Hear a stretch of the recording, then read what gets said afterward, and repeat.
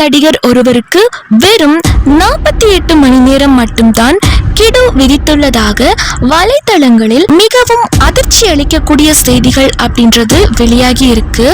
அதாவது பிரபல நடிகர் ஒருவருக்கு இதயம் பாதித்து வெறும் குறைந்த வயதில் தீவிர சிகிச்சை பிரிவில் இருக்கிறார் என்றும் சில அதிர்ச்சி அளிக்கக்கூடிய தகவல்கள் அப்படின்றது வெளியாகி வந்துட்டு இருக்குங்க.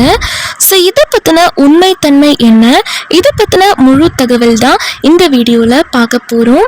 யார் அந்த பிரபல நடிகர், என்னதான் ஆச்சு, ஸோ இதை பற்றி இந்த வீடியோவில் தெளிவாக நம்ம பார்க்க போகிறோம். இந்த ஒரு நியூஸை கேட்டு தமிழ் திரையுலகம் அனைத்துமே பார்த்தீங்க அப்படின்னா ரொம்பவும் ஒரு ஷாக்கிங்கான ஒரு நிலைமையில வந்து இருக்காங்க. யார் அந்த தமிழ் சினிமாவோட பிரபல நடிகர் அப்படின்னு பார்த்தீங்கன்னா ஜெயம் ரவி அவர்கள் தான்.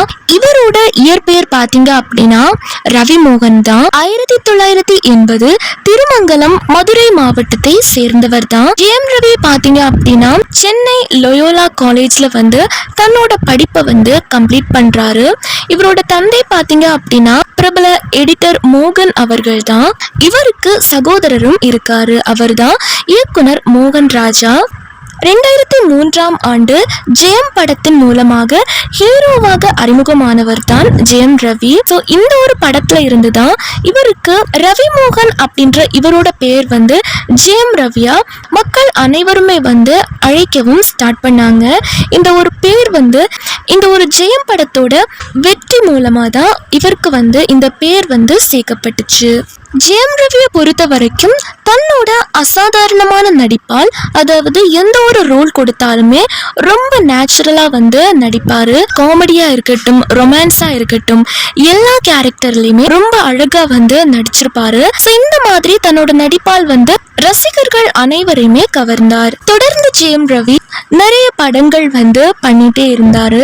அண்ட் அதோடு சேர்த்து நிறைய விருதுகளுமே வந்து வாங்கியிருக்காரு. Filmfare award, south SIMA award, இந்த மாதிரி அவார்ட்ஸும் வாங்கியிருக்காரு. படத்துல இறங்கிட்டாரு அப்படின்னா அந்த படத்துல 100% தன்னோட உழைப்பை வந்து போடுவாரு.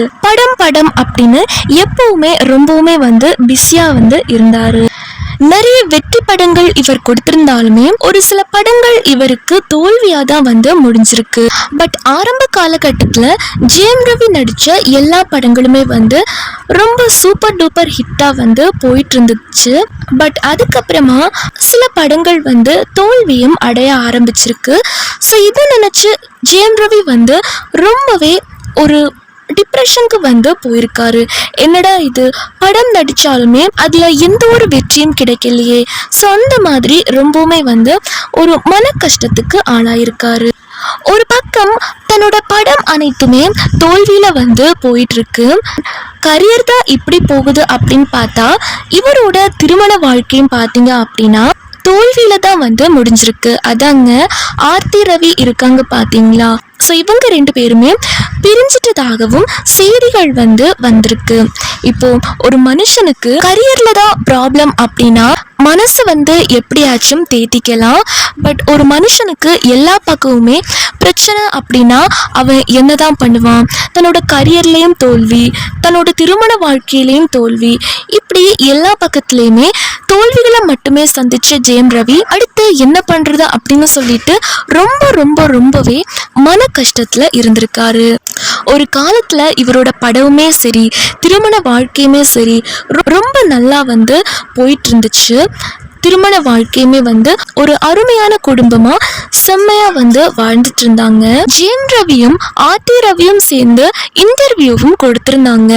ஸோ அந்த இன்டர்வியூலையும் பார்த்தீங்க அப்படின்னா 2 பேருமே அண்டர்ஸ்டாண்டிங் கப்பிள்ஸாகவும் இருந்தாங்க. ஒருத்தருக்கு ஒருத்தர் புரிஞ்சுக்கிட்டு ரொம்ப அழகா வந்து வாழ்ந்துட்டு இருந்தாங்க. பட் எதிர்பாராத விதமா வாழ்க்கையில வந்து தோல்வியும் வருது. ஒரு கட்டத்துல இவங்க 2 பேருமே பிரிஞ்சிடுறாங்க. அதுக்கப்புறம் ஜெயம் ரவி நிறைய பிரச்சனைகள்லயுமே வந்து சிக்கிட்டாரு. அதாங்க சோஷியல் மீடியால பல நியூஸ்மே வந்து பரவ ஆரம்பிச்சிச்சு. ஜெயம் ரவியோட தோழியோட சேர்ந்து மனைவியை வந்து பிரிஞ்சிட்டாரு அப்படின்ற மாதிரி நிறைய செய்திகள் வந்து வந்திருந்துச்சு. சோஷியல் மீடியால மக்கள் என்ன சொல்றாங்க அப்படின்னா, என்னதான் இருந்தாலுமே ஒரு மனுஷனோட பர்சனல் லைஃப்ல நம்ம தலையிடுறதோ அதை பத்தி கருத்துக்கள் சொல்றதோ நமக்கு வந்து தேவையில்லாத விஷயம். அவங்க லைஃப்ல நம்ம தலையிடக்கூடாது அப்படிங்கிற மாதிரியும் மக்கள் வந்து கருத்துக்கள் கருத்துக்கள் தெரிவிக்கிறாங்க. சில பேர் வந்துட்டு ஜெயம் ரவியை திட்டவும் செய்கிறாங்க, சில பேர் வந்து ஆதரவாகவும் இருக்காங்க. இந்த நிலையில் பார்த்தீங்க அப்படின்னா இப்படி வாழ்க்கையில் எல்லா பக்கமுமே கஷ்டத்தை மட்டுமே பார்த்துட்டு இருந்த ஜெயம் ரவி அவர்கள் ரொம்பவுமே ஒரு டிப்ரெஷனுக்கு வந்து போயிட்டதாகவும் திடீர்னு ஒரு நாள் மயங்கி விழுந்ததாகவும் சொல்லப்படுது. அண்ட் இவர் வந்து மருத்துவமனைக்கு சேர்க்கப்பட்டதாகவும் சமூக வலைத்தளங்கள்ல சில செய்திகள் வந்து வெளியாகி இருக்கு.